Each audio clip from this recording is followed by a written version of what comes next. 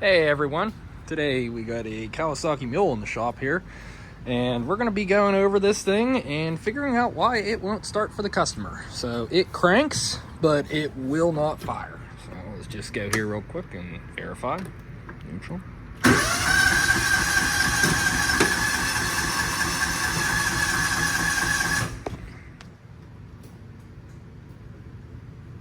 Yeah, that choke kind of...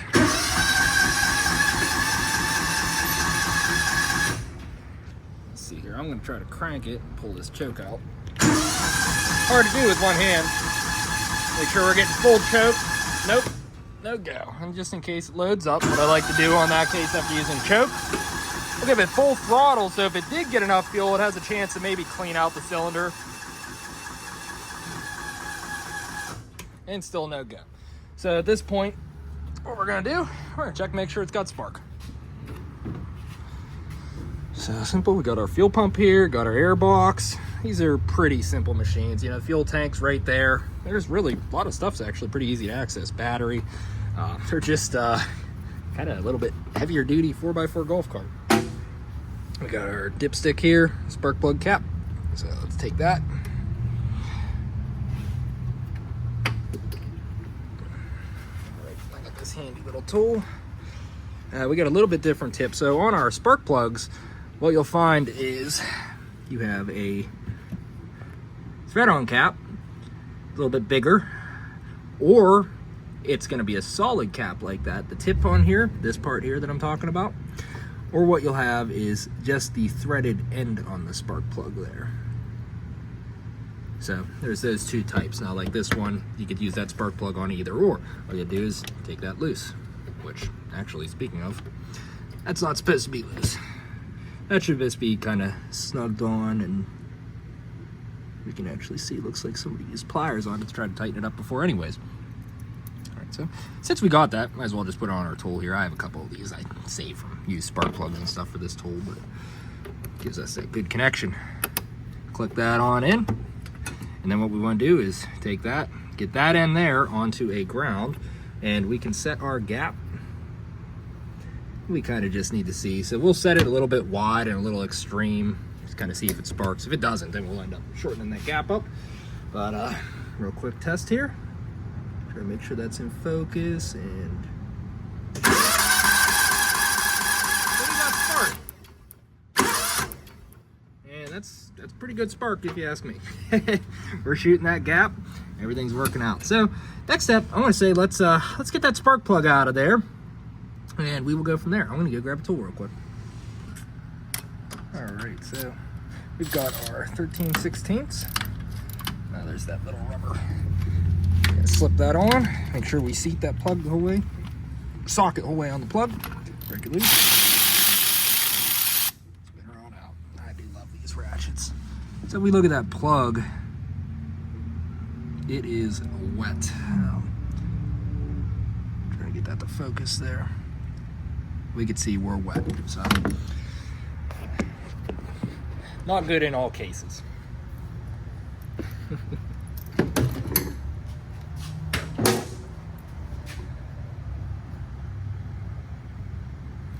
So we're gonna go grab another spark plug here and see if we can get this thing to fire.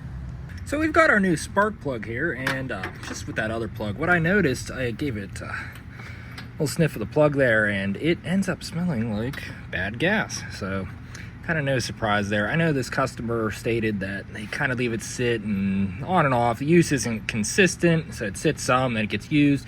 A lot of times these don't really burn too overly much fuel, especially, you know, depending on how they're used and whatnot. A lot of times you get a lot of evaporation too, but these things will end up having the gas go bad in them because people just don't use them enough. And what we end up running into is stuff just don't light off. It gets to that point where all the volatiles evaporate out, and you end up left with pretty much like an oil almost. You know, it kind of moves toward a little bit more. It's almost like goes from gasoline to like a diesel fuel, and then to oil. Next step, we got thick sludge and varnish, and that's obviously no good, and it's when we start really clogging stuff up. So sometimes you get those cases though where we have just some little bit stale old fuel, like I was saying. It kind of starts getting a little bit more like diesel. And I could get a pair of pliers to pull that out. So it starts smelling like diesel, and what you end up it doesn't just light off as easily. And if you get some fresh gas in there, sometimes you know, even a little bit extra, you gotta run the choke a little bit more. Sometimes you get that to pull up through and actually fire, and then fresh gas gets to it, and machine will actually run totally fine. And this spark plug socket rubber is real snug. Can be a good and a bad thing. All right, so get this out.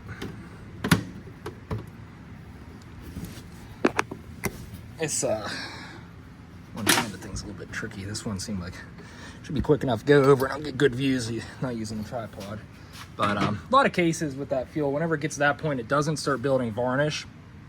You end up having it kind of just need gotten out. So you get fresh gas in, it'll run. Sometimes you hand choke them, draw it up through, it'll actually start. But in this case, I always check spark plug first and stuff too, see what we got. Let's see if it catches, because it might here. Sometimes a fresh plug, after they get wet fouled like that with bad gas, kind of all it sometimes takes to get that film built up on the spark plug. It starts arcing and shorting through itself, so it doesn't actually fire a good spark off, and it just won't catch. Let's see here.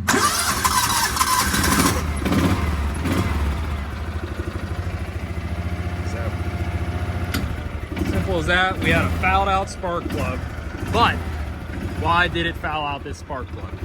So let's see if it'll come down to an idle. That's not too overly bad. That's probably about where we need to be at on this thing.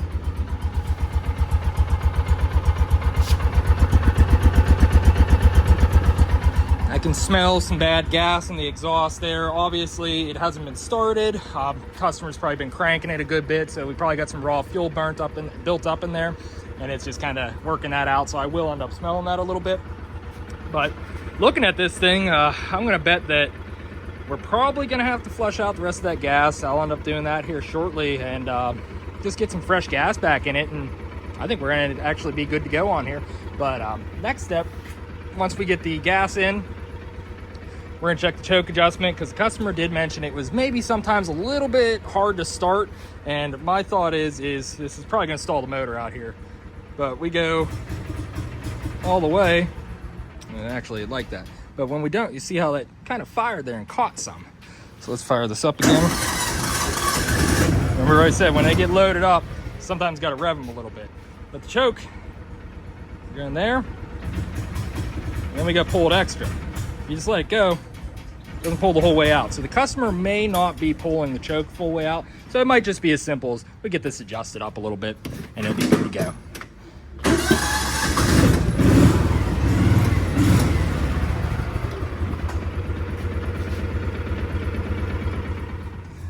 All right, so we're back here, and after talking to the customer, we're actually going to just go and adjust the choke, make sure everything's set right on there, and that'll be all for this job, really. So what we're gonna do here is we've got these two screws here. That's gonna be on our hose clamps. Take those loose.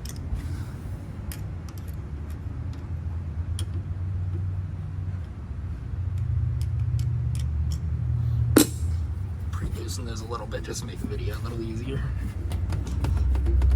Get those wiggled off here so we can take this panel off and take a look at things.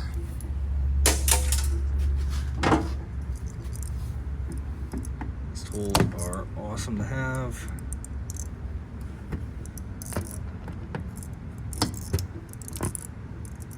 Let you actually pick these things out.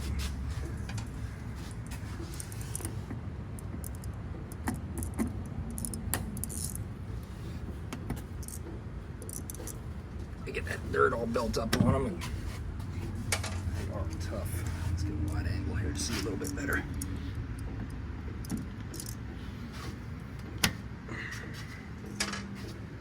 We got these in the back here.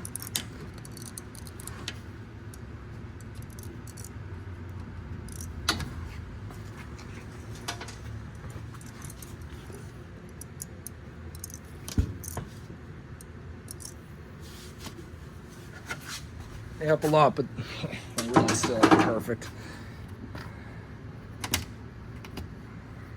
I always keep tons of these on hand too, because constantly destroying them and going through them. It's nice customers get nice fresh ones instead of giving them back a machine with a bunch of broken push rivets.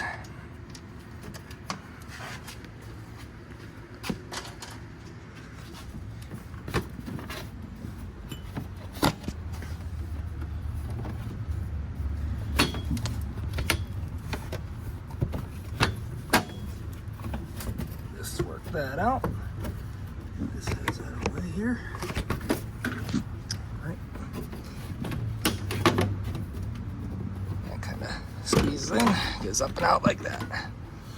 All right, now you can see our carburetor. I just leave that sit there because that's out of the way good enough here.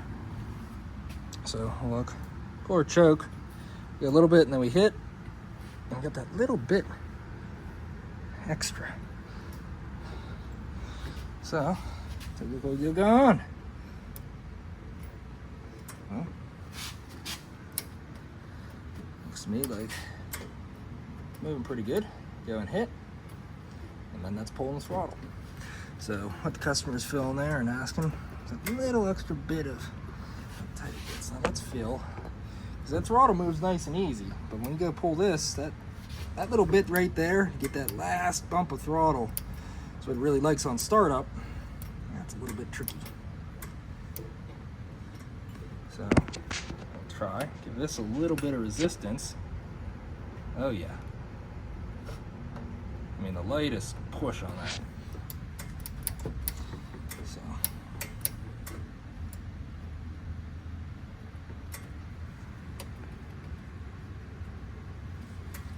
go and set our travel to the max. Pulls.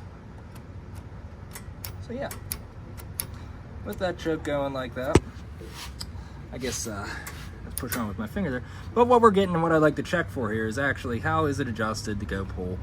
Does it pull the choke the full way? And it is doing that. So we are good there. So we can go the whole way up. There we go. And it does get full pull. But if we did need to adjust it, it's going to be a matter of taking these two lock nuts loose, one there, one on the other side, and then moving this forward or back, depending on if we need to pull it more or if we need to pull it less. So if this was way too tight, say we only had it like right there and we're just starting to pull it out, we'd obviously want to push the cable, take this end, loosen these up, and pull it this way. That would end up letting this go farther this way, which would then release some of the tension that's on it and give us a little bit more free play. But what we're going to end up having to do here is take this cable off, and we'll lube it and get it moving a little bit more free. This hit's just a little bit snug for the customer. As soon as it gets tightening up there, gets a little bit of load on it, cable gets tight, and so we'll do that.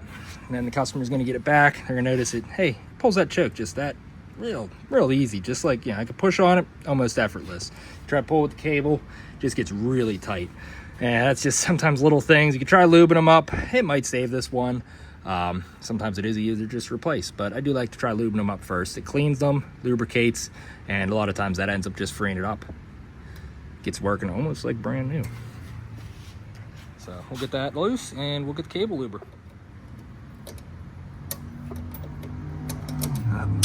So you always get to double check everyone else's work. That wasn't even tight. So we'll back that off there, and we can bring this forward. Let's see if I can get this here. Swing it around. It's fun trying to do it one-handed.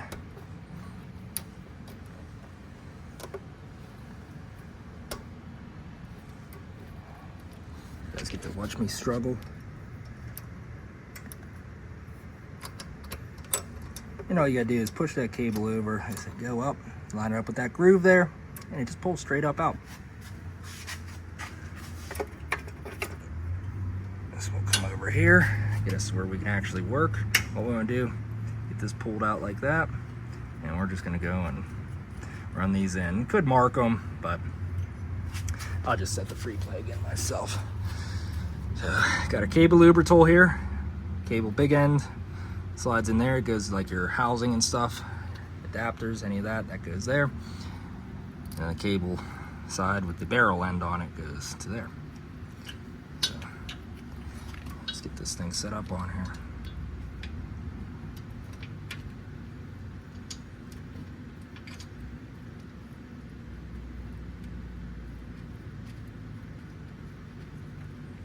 they should slide up to the little steps that are inside of this rubber here and seal, but sometimes if they don't, they'll still kind of catch and go. We'll just see how this is. These are messy tools, so get a rag and just be ready. So what we do, we gotta put a hose in there off our choice of cable lubricant. I actually personally, I like to just use Joker 440 from Motorex. Works really well. It's a very good all-around lubricant for things. So, all right, let me get that plugged in here, and I'm gonna try to set this phone up somewhere so you can see. All right, the phone is precariously balanced. Realizing I think you guys kind of flipped around and upside down, but we'll see. You can get the point here. It's one of those fun things trying to juggle a whole bunch of stuff at once. Doesn't want to stay together. And always with these things, you don't make a mess on everything. I'll show you here how bad they can leak, but let's see, we might have to slide that in. Let's see, I kind of try to seal them up and plug them and force some stuff through. These make a mess, but they get oil down in the cable.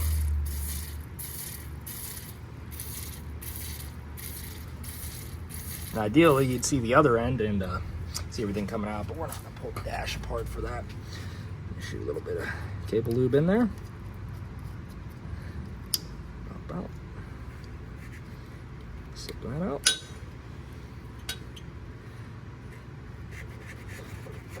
Yeah, I like to work the cable back and forth as well. Definitely feels smoother than it was. Go run the nuts back.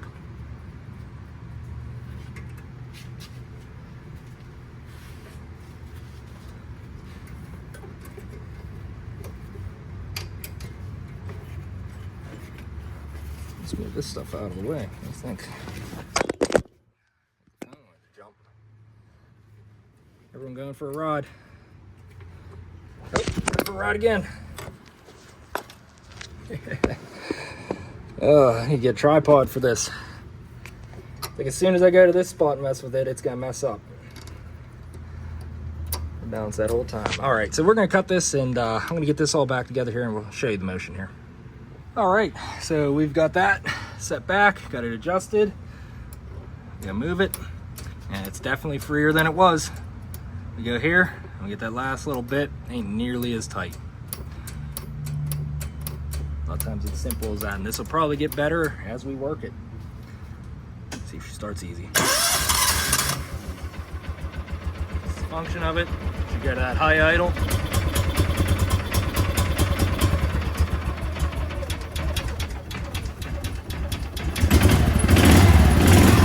Remember what I said, you end up loading them up a little bit, but running that choke too much, you'll end up having them kind of stumble and thump and kind of get it dun dun dun dun dun dun dun, making some, you know, hard hitting. A lot of times just give it some throttle and that'll clear right out after doing that if it's kind of struggling to idle after you let the choke off. Just gets too much fuel in there and gotta give it some throttle, get that cleared out. So looks like this one's actually gonna be taken care of now. So that's a fairly easy fix for the customer. I'll just get this all buttoned up and we'll go run her around and just verify everything. But after talking to the customer, this is about all the farther they want us to go on here since it's running, and that's all.